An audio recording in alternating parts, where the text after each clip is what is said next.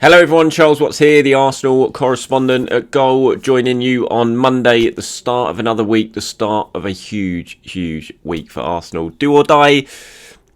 Maybe it's a little bit too early to say that, but you would suggest it pretty much is. Arsenal versus Manchester City, Manchester City versus Arsenal on Wednesday night at the Etihad. Winner takes all? I don't know. Do or die, all these cliche sort of sayings, but they all kind of do apply to this one. It is just a massive game, whatever way you look at it, especially for Arsenal, given what's happened in the last couple of weeks, given the points they've thrown away.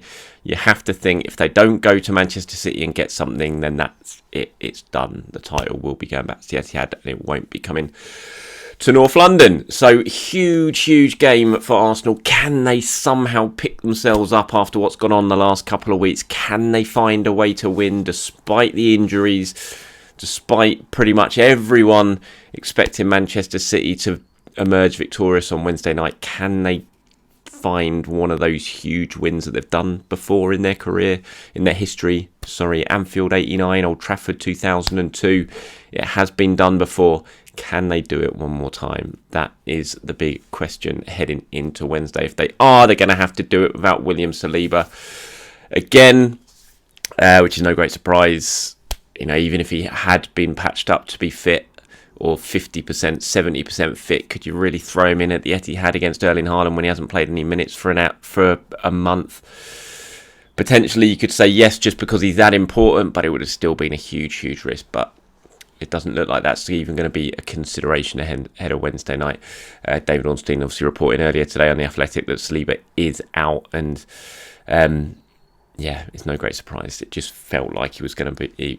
It wasn't going to happen. It was going to come too soon for him, and whether we see Saliba again this season, we're not sure. And it's a blow. It's a huge blow. It's definitely an injury that has derailed Arsenal in the last couple of weeks, or in the last month or so. The results prove that. I don't think it all stems from Saliba.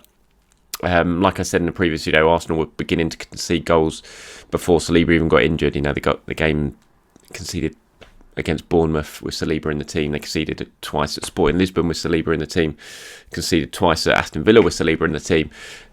So he wasn't. It's not purely down to him. The sort of poor defending was creeping into Arsenal's game even when Saliba was playing, but I do think it's impossible to not look at his absence and think it's had a huge impact on recent results as well, and just the way that Arsenal are playing. It's all changed really without Saliba, so it's a huge blow, but it's still there. There is still a chance there, and while there is a chance there, you've got to believe, you've got to try and take it, and that's what Arsenal will be hanging on to ahead of that game on Wednesday night. And it's just a case of who's Mikel going to start? What's he going to do? Is he going to do something outside of the box, which we've seen from Arteta before in these big games? We've seen it out. I remember him playing Willian as a false nine at Manchester City once, didn't he? So he's got a history for it. Do you just stick with what you've done in the last few games? Do you continue with Gabriel and Holding as the centre backs, or do you try and do something a little bit different? Do you find someone else to play at right back and play Ben White next to Gabriel just to give you a little bit more passing ability out from the central areas? Do you potentially drop? Do you go back three? Do you play Granit Xhaka as the left-sided centre? I don't know. Will he do something different?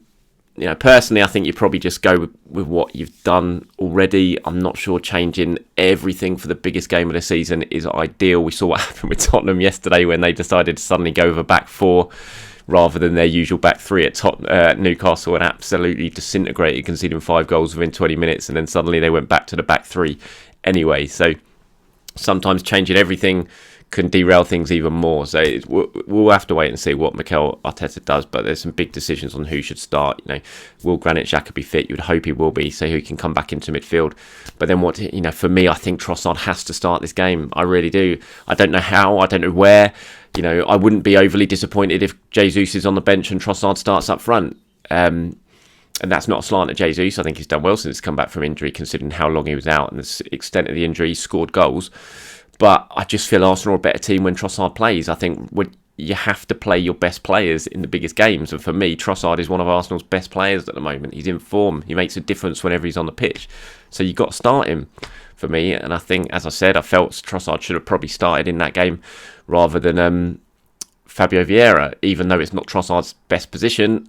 I still think he could have played there in that game at home to Southampton. He would have given Arsenal a lot more control in that area because of just how good he is. And I'm not sure saying he should play in that position against Manchester City, but I just think if you can get Trossard in the team, you do it because he's one of Arsenal's best players at the moment. So some big decisions. Let me know what you guys think. What sort of starting 11? What formation? If Trossard does come in, who do you leave out? Let me know all your opinions, as always, please, in the comments below. One player who certainly won't be playing on Wednesday night because he's not at Arsenal at the moment is Ainsley Maitland-Niles, and he has now confirmed that he will be leaving the club at the end of the season. Obviously, he's on loan at Southampton. At the moment, he couldn't have played on Friday night because of his loan agreement, but he has been speaking now about his Arsenal future. His contract's up at the end of the season. There was an option for Arsenal to extend it by a further year. They're not going to take that option, so he's leaving. He says it's time for a fresh start and to find a new home. I'm looking forward to that, but at the same time, my head not quite there yet, and it's all about what's happening now with Southampton. I'm just fully focusing on trying to help us stay up and stay positive on a day-to-day basis and win games. When that time gets closer towards the end of the season, I'll have something to think about, but right now I'm just focused on football and the task at hand. Southampton is a great club to be at and progress and get some minutes under my belt. Of course, if they were to make an offer, I'd be more than happy to stay. So Ainsley Maitland-Niles will be leaving Arsenal at the end of the season. He has confirmed. No great surprise, obviously. I mean, I think we all expected he wasn't going to come back to Arsenal, was he? So, yeah, that's no great surprise. I just think that whenever I think of Ainsley Maitland-Niles, I just think it's a shame. Arsenal turned down so many bids, or certainly more than one bid from Wolves a few years ago after that FA Cup win to keep him. Bids over £20 million. And then they kept him and then just didn't play him, and he didn't want to play in the position they were hoping to play him in, and then it all just, the sort of relationship broke down a little bit, and now he's going to end up leaving on a free. And you just think, why didn't you just accept those bids from Wolves after the FA Cup final and get £20 million or whatever it was at the time from them, bank it, let him go and move on? And it's just it just feels like that. You just look back at that as a big missed opportunity for Arsenal to get some money in, and a missed opportunity for Ainsley Maitland-Niles really to sort of build on, because he's just stagnated since then. He's been floating around, he's had loan spells, and it's just not really worked. And for Arsenal and for him, it's just not been an ideal few years. And you just look back at that summer when Arsenal decided to keep him, which I thought at the time was the right thing to do. I thought they should have kept him because he was playing really, really well, and he was looking like a really important player for Mikel Arteta. He'd just been great in that run to win the FA Cup. So I thought it was the right decision, but then clearly it wasn't, because they decided not to play him after that, so it just didn't make any sense. And just another example, really, of Arsenal not selling well when they had an opportunity, and now they're going to end up losing a player for free they could have sold for about £20 million just a few years ago. So, yeah, bad move. Hopefully, Ainsley Maitland-Niles can kick on, because a popular player, Arsenal homegrown, of course, as well. So hopefully he can go on and get a good move for himself. But no great surprise that he obviously is going to be moving on. Some interesting news emerging from Chelsea that Todd Boehly has held talks with Mason Mount, trying to get him again to sign this new deal that Mason Mount so far has been rejecting. And in terms of not wanting to commit to Chelsea, Boehly's made another attempt to change that. I've reported before on Arsenal's interest on Mason Mount. Players certainly in the eye, so to speak, for Arsenal when it comes to the summer. I'm not saying they're going to definitely firm up their interest and bid, but he is someone they are looking at and considering and have held talks over.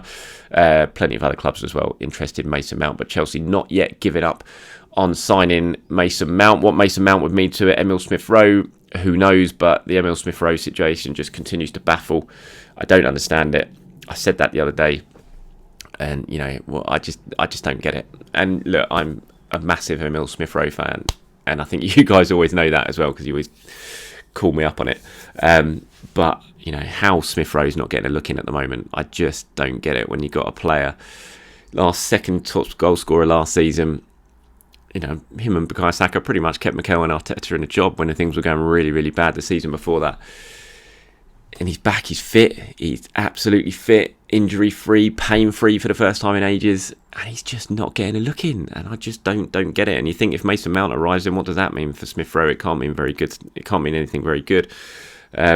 So, yeah, it's a shame, but I've always been sort of holding on to the fact that Smith Rowe might still get his moment this season, like Reece Nelson did in that game against Bournemouth. But the more it goes on and the more he keeps continuing to get overlooked, even when all 5 substitutes come on and he's still sat on the bench, you just think it's not going to happen for him. And I just think it's a real shame, because he's got so much to give, Emile Smith Rowe, I think. And he has given so much as well, and he's proven he can step up and score important goals for Arsenal. And it's just a shame he's not been involved in this running, and yeah, don't really understand it.